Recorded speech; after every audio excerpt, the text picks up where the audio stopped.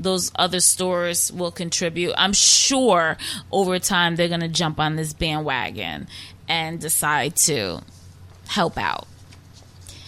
All right. So can you believe 27 years ago, Poetic Justice came out? Remember how much of an impact that was? What, Tupac? Okay, Janet Jackson.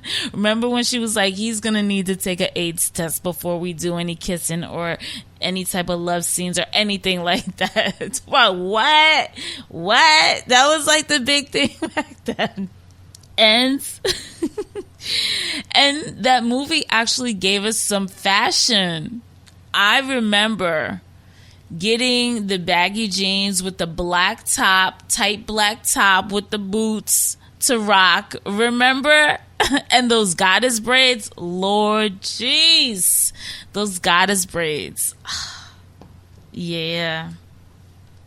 27 years ago. Wow. So Whitney Houston, Bobby Christina, they have a documentary coming on Lifetime, February 6th, 8 p.m. Eastern time. I took a look at the trailer.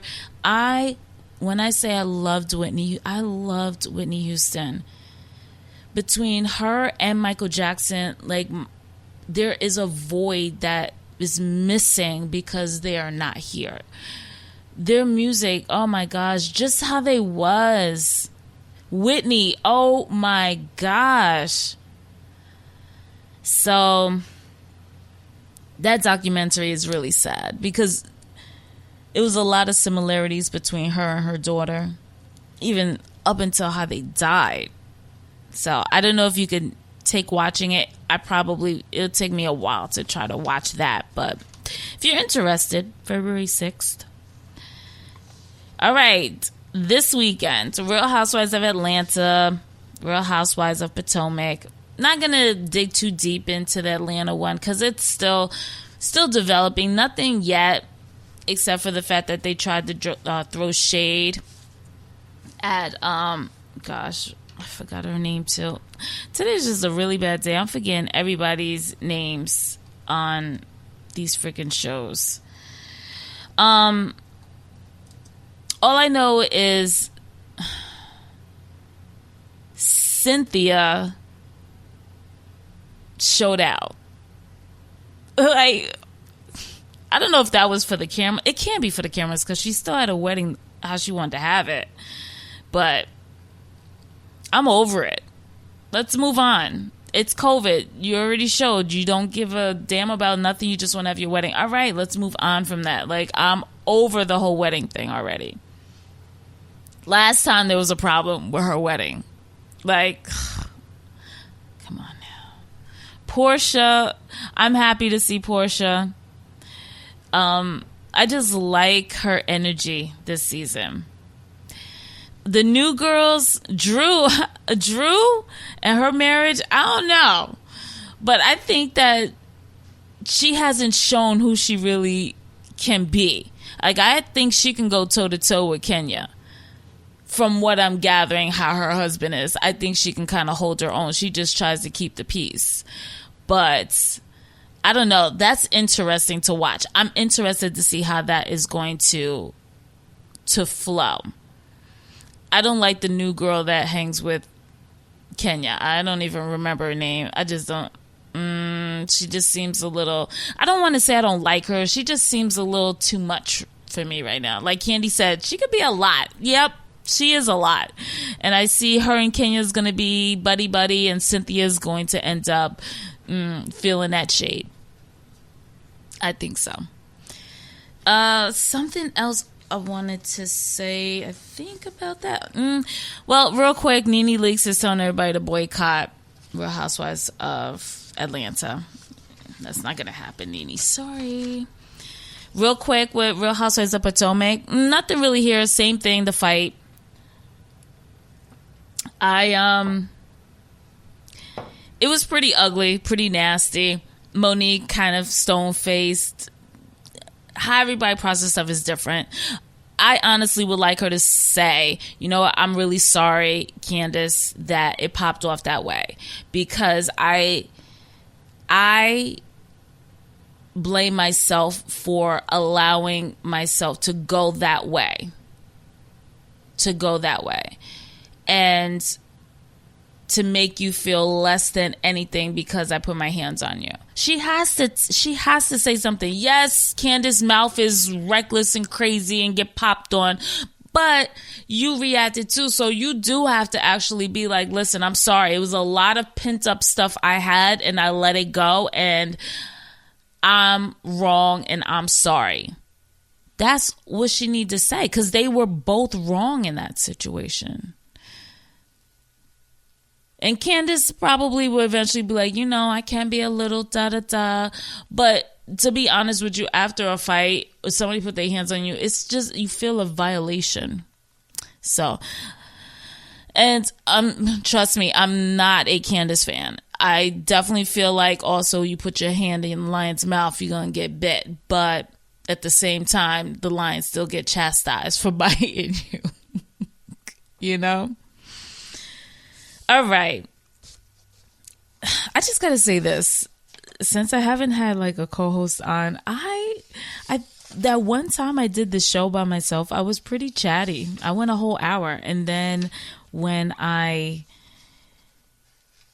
did the last episode with Chris Elmore, it was 30 minutes. I'm like, wow, what happened? What? Normally I'm pretty chatty Kathy, right? Let's see what else listen. Anything that I talked about, I put on the Sunny Side of Life podcast Facebook page. So if you want to check out any of the articles or you want to read more in depth, I put them up there. Sunny Side of Life. And you'll see, a little professional headshot that I did in my living room. Save on my photographer fees. Hey. One thing I wanted to say too was, coming up, there isn't a podcast next week. The next one will be the 6th of January, and it's going to be Rain and Heather. And we are going to have a girls' party. What? Yep. We'll be on video chat with our cocktails. So we invite you to listen with your cocktails. It's definitely a girls' talk. We're talking about being single, being in a committed relationship, and being married. All three aspects, what we go through, the funs of it, the craziness, the kikis. It's going to be a good time. It's going to be a real good time. So definitely make sure you are prepared for that with your nice little cocktail. Okay, let's see. What else did I miss? Let me just go through my list real quick to make sure I got everything I want to talk to you about. Oh, hold on. Nope. There is one other thing so J-Lo, I totally forgot about J-Lo. She actually was supposed to get married. She said that since the coronavirus, she's going to be canceling everything. She said that it was pretty hard to call it off, but she was like, considering the high infection rates, they were getting married in Italy. She said since they were so high in Italy at the time, it's not happening. So she made a good point too, which she's like, this is not my first. So third, right? Third. So she's like, listen, I'm J-Lo. I can have a huge wedding another time. Not saying to somebody else. I mean, like, renewal. Stop it. I wasn't trying to throw shade. I know it came out like that, but I really wasn't trying to throw shade. Alrighty, so I think that was it with what's happening. We're going to take a quick little break. And we'll talk about our hot topic inside the spotlights. All right? All right, we're back. Spotlight time. I wish I could sing, because I would be like, ooh, ooh, spotlight. I'd have something, jazzy with the flip of the switch. Little disco ball playing. That's my ish. Okay, so let's get to the topic at hand. Episode 6 is the Energy Angels, the power of a positive circle. we all try to be positive all the time, but in reality, that's not what it is. Life comes at you. Sometimes watching the news can throw you into a whole different mood because that energy that it's giving off, so that's why it's important to have a nice little balance with life. Same thing with the people that's around you. Things that I'm saying, I don't say just to have a topic to talk about. It's actually because it's things that I'm working on, things that I've gone through, things that I'm trying to take steps to do. That's why we talk weekly, because we getting through this whole thing together, So,